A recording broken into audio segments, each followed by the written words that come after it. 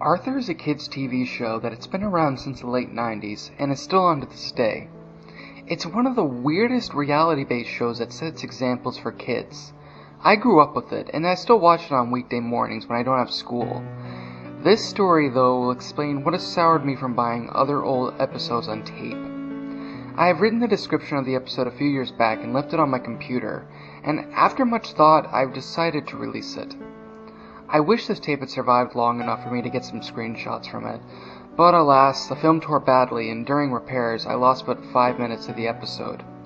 The tape was bought second-hand about a month ago from my normal second-hand media store, the Corner Store. For those of you who don't live in central Alberta, it's an old music store that became a second-hand book/movie store some time ago.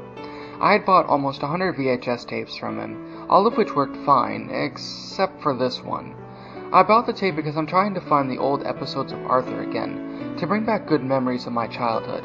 I love that show, and still watch it to this day. As all should know, they still make it, and the new ones are nothing to really brag about.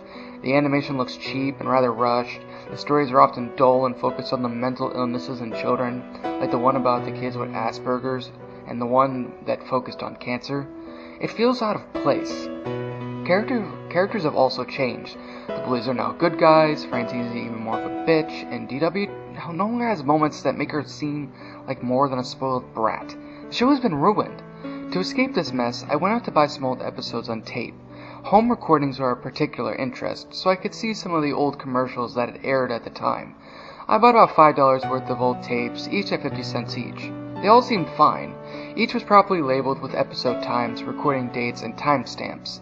The one that caught my eye was the title Death of Grandma, recorded on March 5th, 1998, with a low timestamp, 15 minutes, 24 seconds, lost the channel. It was an episode I did not know, from an air date that seemed almost, too old to be trusted. I noticed the title card had been written on a patch of whiteout. I decided against scraping it off. Perhaps it was a recording of something in the people's lives. I decided to watch that one first. The beginning was of the opening of Arthur. The theme sounded a bit tinny, probably due to bad recording equipment. The tape had issues that troubled me, mainly the tracking.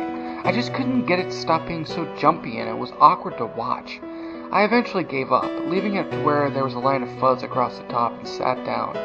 There was no opening title for the episode. It showed the Elmore City Hospital, something I wasn't very familiar with. The sad music was playing. The only one car in the parking lot was the Reeds. It cut to Arthur and DW in the waiting room. Arthur was reading a Scare Your Pants Off book, while DW pestered him about the story. The volume was bad, making it hard for me to listen to. I'll do my best to try and recreate what they were saying, though it is hard to remember. DW: Why won't you play with me, Arthur? I'm bored. Why are you even here? Arthur: Shut up, DW, I'm trying to read. The parents came down the hall. The mom was crying, and the dad looked shocked. DW ran to them, asking why Arthur was ignoring her. The dad told her to sit down. Arthur's dad: Now kids, I'm afraid that we won't be seeing Grandma Thor again. She's gone to a better place. He broke into tears. As always, the voice acting was pretty good. Arthur dropped his book in shock and stared. They sat there, unmoving. The tape rippled with static, as the parents' crying looped over and over. It cut to them at home. The mom was talking on the phone, looking sad but acting professional. DW was staring at the TV, but it was just a black screen. Baby Kate was just sitting there, unmoving. The dad was making a wedding cake, his face grim. The doorbell rang and the author opened the door. It was Buster. Buster: Hey, I heard what happened. Want to go down to the Sugar Bowl and talk? Author: Sure. The shot of the Sugar Bowl appeared, but there was no music, only wind blowing. I noticed that it was fall in the episode as dead leaves littered the ground. Arthur and Buster were sitting there, not talking, not moving. It reminded me of those still frames that sometimes appears in the old TMNT show. Buster spoke, but his mouth was not moving with the words at all. Buster: We should do something fun to cheer ourselves up. Arthur just stared at him, eyes blank. It suddenly cut to the funeral. Everyone was in black. There was no music, only crying. The casket was pure white, draped in flowers. It showed Arthur, his face wet with tears, before the imagination sound cue came in. The casket opened, and it wasn't Grandma Thora, but instead his mom. Her face was heavily wrinkled, like in the episode where DW got lost in the mall, and was thinking about what life would be like without her. Her teeth were showing, and the color was off, being more of a yellow than the normal white. Her eyes suddenly opened, and they were not human, but rather black button eyes like an author's stuffed Bear Stanley. He screamed, and everyone vanished, leaving him alone in the church. The walls fell in, exposing a red and black streaked sky. DW's laughter could be heard, high and rapid. There was a loud bang, and the images stopped. Arthur was sitting there, with his face pale. His mom was whispering something to Dad. DW was crying, and they were walking in a single-file line to the coffin. As Arthur got closer, you could hear the buzzing of flies. He swallowed and wiped his eyes. The coffin lid was open. He looked in, and there was a shot of his face. He was enraged. There was a flash of white, and the sound was gone for a moment. Suddenly, they were in the car again. The episode ended. As for commercials, they weren't really anything amazing, just for ads for like Chick-fil-A and KSPS. The next part did have a title, Recovery. It was written on a plain white background. I could hear DW screaming, like when Arthur punched her, before the episode started up. The family was at a home. It seemed like a continuation of the previous part. DW was in her room, solemnly playing with her dolls. The parents were reminiscing over pictures, and Arthur was in his room. When Pal came in and started barking at him, wanting to play, Arthur got up and kicked the dog. He kept kicking him. The soundtrack was now consisting of Pal's yelps before slamming his door shut. Kate started crying. Arthur gritted his teeth, and the screen faded out. The next scene showed that it was nighttime as Arthur crept out of his room, with his backpack on his shoulder. He walked past Pal, who whined and drew away, before grabbing his coat and sneaking out.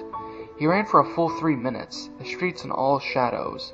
There was music, very soft, normal, happy music that we all knew from the show. That ended, though, when he ran into the graveyard. He stopped at his grandma's grave, staring at it. There was an owl hooting sound, and he started digging, crying out in pain as he did. His bare hands were now soon slicked with dark red blood, and he stopped, finding the coffin. He was crying now. The coffin opened, and Arthur was inside it.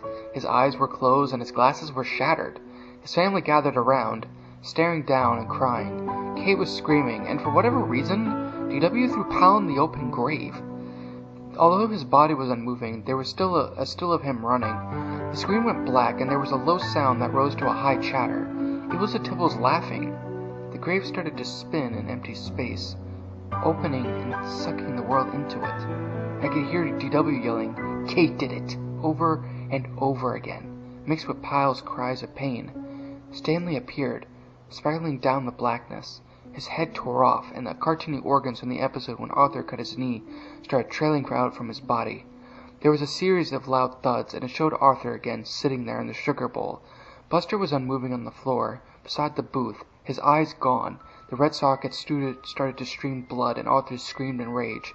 There were a few white flashes, and it showed him in prison, wearing the black and white clothing that the show always used. His face was covered in scars that they usually showed on bad guys sometimes. His last words were louder than the others' speech clips. "Arthur, I killed them all. I beat out Kate's brains and stabbed DW. I killed my dog. My parents ate poison, but I didn't do it. She did it. Thora did it. She made me do it." It went to the credits, and it was normal, cheery music. Stunned, I went to rewind the tape to see what if I saw was real or if it was just a dream. When I tried to rewind the video, the tape seized up, so I took the tape out and opened it up. The film had split an inch from one reel all the way down to a few inches from the other one. Either what I had just witnessed was one of the worst things to ever be associated with a children's cartoon, or I'm just off my nut. I will never know. I remember it pretty well, though, suggesting that it was real. If it was made by some sick person as a joke, I give them a thumbs up for making something that seems so real, like it was actually part of the series. After all, the video had never cut out like it said on the tape, unless it had on it what it was originally recorded. But now that I think of it, since the show always covers real topics, could this have been a real episode that only aired once? They did one with DW's bird dying, but never one on abuse or anything. If it was really a real episode, and I'm honestly hoping that it was, I'm intrigued and I really want to see it again, to prove to myself that I'm not going insane.